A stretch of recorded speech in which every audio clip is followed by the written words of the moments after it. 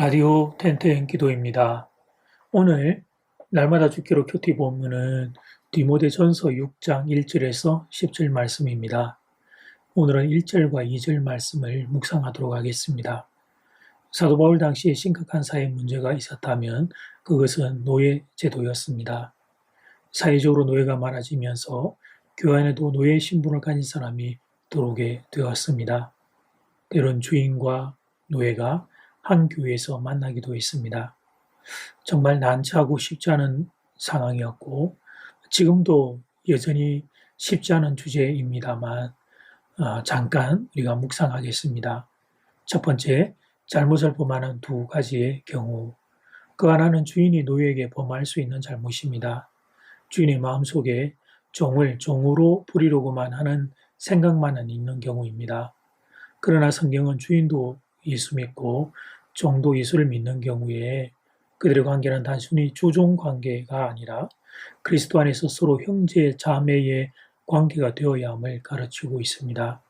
예를 들어 빌레몬서를 보면 도망친 종의 문제를 다루면서 종으로서 옛 주인과는 어떤 관계를 맺어야 하는지, 그리고 주인은 다시 돌아온 종 오네시모를 어떤 자세로 받아야 할 것인지를 말씀하고 있습니다. 여기서도 사도 바울은 오네시모의 주인이었던 빌레몬에게 오네시모가 그리스도인이 되었으므로 이제는 단순히 종이 아니라 형제로 그렇게 받아달라고 부탁합니다. 잘못을 범하는 또 다른 하나의 경우에는 종의 입장에서 범할 수 있는 잘못입니다.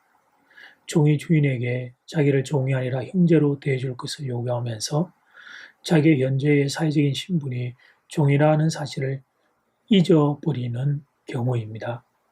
그래서 오늘 말씀은 이렇게 민감한 주제를 다루는 중입니다. 물론 우리는 하나님 앞에서 형제, 자매라는 신분을 가지게 되었습니다.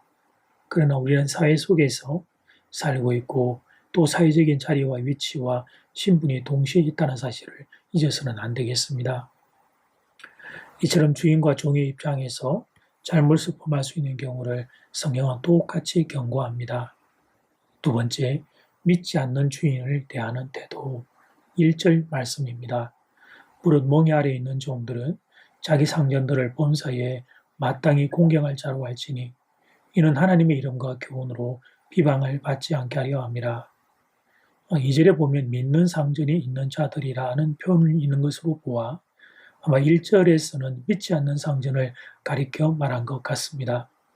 성경은 믿는 종이 믿지 않는 상전을 어떤 자세로 대하라고 합니까? 한 단어로 표현해서 상전을 공경하라고 말합니다. 공경은 단순히 주인이 하는 말에 네 하고 대답하는 정도가 아니라 인격적으로 존중하는 태도를 의미합니다. 성경은 물론 노예제도가 바람직한 제도라고 말하지 않습니다. 사람 위에 사람 없고 사람 아래에 사람 없기 때문입니다. 사람은 모두가 다 평등한 존재입니다. 그런데 상전을 공경하라고 말합니다. 그래서 쉽지 않은 주제입니다.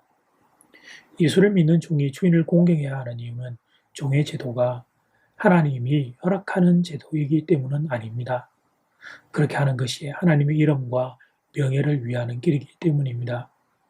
더군다나 주인이 믿지 않는 사람일 경우 예수 믿는 종이 덮어놓고 자기 권리만 주장하고 자기 입장만 주장한다면 그 주인이 예수님의 이름을 거명하며 그렇게 주장할 경우에 예수 믿는 종을 보며 예수님에 대하여 어떤 생각을 하게 될까요? 그렇게 되면 주인이 예수 믿는 일은 요원한 일이 될 겁니다. 또 하나님의 이름도 함께 땅에 떨어지는 안타까운 일이 일어나는 것입니다. 세 번째, 믿는 주인을 대하는 태도. 2절 말씀입니다.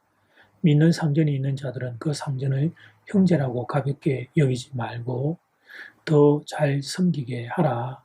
이는 유익을 받는 자들이 믿는 자요 사랑을 받는 자임이라. 너는 이것들을 가르치고 권하라. 주인을 경히 여기지 말라고 권면합니다. 주인이 예수를 믿고 종이 예수를 믿는다면 주인과 종은 그리스도 안에서 형제입니다.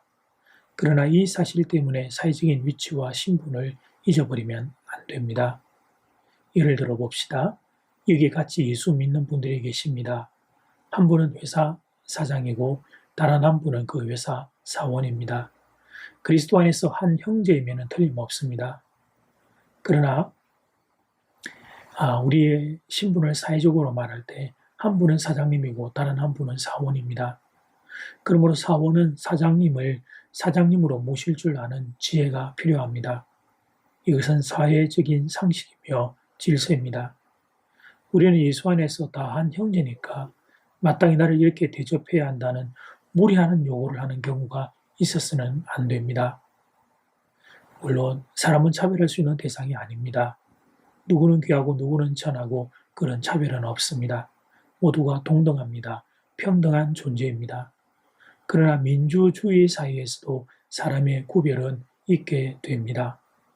남자와 여자의 차별은 없습니다. 그러나 구별은 있게 됩니다. 마찬가지로 사장과 사원의 차별은 없습니다. 사장은 귀하고 사원은 천하다는 말이 아닙니다. 그러나 사장과 사원의 구별이 있게 됩니다. 이것은 차별이 아닙니다. 구별입니다. 사장에게는 그만한 책임이 따르기 때문입니다. 그래서 바울이 이 점을 가르치고 있는 것입니다. 우리의 생활에는 두 가지 태도가 있는데 하나는 일하는 태도요, 다른 하나는 사람을 대하는 태도입니다. 우리가 믿는 사람일 경우에 어떤 자세로 일해야 합니까? 골로새 3장 22절을 보면 사람을 기쁘게 하는 자같이 눈가림만 하지 말고 오직 주를 두려워하여 성실한 마음으로 하라고 성경은 가르치고 있습니다. 그러면 성실이란 무엇입니까? 한결같음입니다. 큰 일이든 작은 일이든 우리가 하는 일에 한결같이 정성과 최선을 다하는 것입니다. 모든 위대한 것, 모든 가치 있는 것, 모든 소중한 것은 다 정성의 산물이요 성실의 결과입니다. 그래서 주님께서도 작은 일에 충성하는 사람은 큰 일에도 충성하고 작은 일에 불의한 사람은 큰 일에도 불의하다고 말씀하셨던 것입니다. 무릇 우리의 사람됨을 꿰뚫어 보신 주님의 진리의 말씀입니다. 충성되고 신실된 하나님의 사람들 되어주시기를 주님의 이름으로 부탁드립니다. 이제 첫 번째 기도 시간입니다. 받은 말씀과 개인 기도 제목을 가지고 함께 기도하는 시간입니다. 이 시간 다 함께 마음을 모아 주님 앞으로 나아가겠습니다.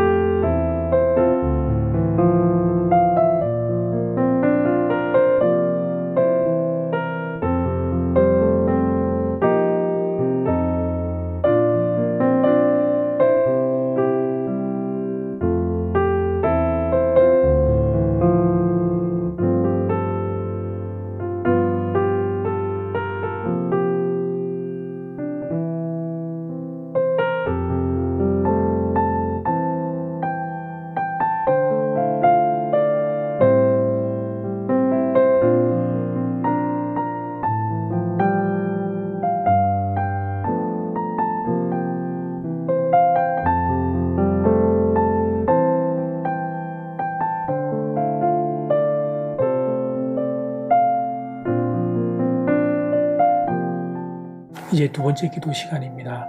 장은 1번 모든 사람은 평등합니다. 이것은 분명한 조건입니다. 예수 안에 우리는 모두가 한 형제 한 자매입니다. 장은 2번 그러나 사회적인 질서 속에 구별은 있습니다. 각자 자기 자신이 놓인 자리에서 성실하게 살아야 합니다. 그것이 하나님의 영광을 위한 길입니다. 이 시간 다 함께 마음을 모아 기도드리겠습니다.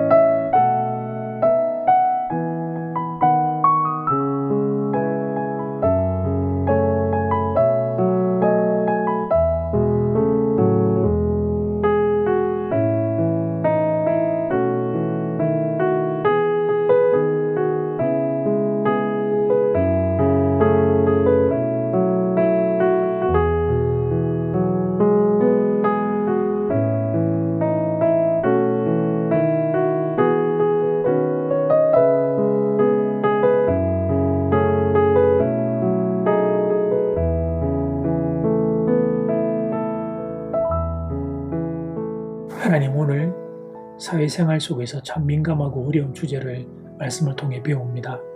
먼저 모든 사람은 평등하다는 것을, 이것이 성경의 원리인 것을 알고 사람이 사람을 대할 때 하나님 차별하는 일들이 없도록 하나님 우리에게 그런 마음을 대해주시기를 소원합니다. 그러나 우리가 사회적인 질서 안에서 구별된 자리에 놓여 있음을 기억하고, 그래서 하나님, 이 사회 가운데 우리의 자리에서 성실하게 최선을 다하는 그런 사람들 될 수 있기를 소원합니다. 하나님의 영광을 드러내고 예수님의 이름을 높이는 그런 모든 사회의 구성원들이 될 수 있도록 은혜 더하여 주시옵소서. 예수님 이름으로 기도드립니다. 아멘. 이제는 각자 개인적으로 기도하시면 되겠습니다.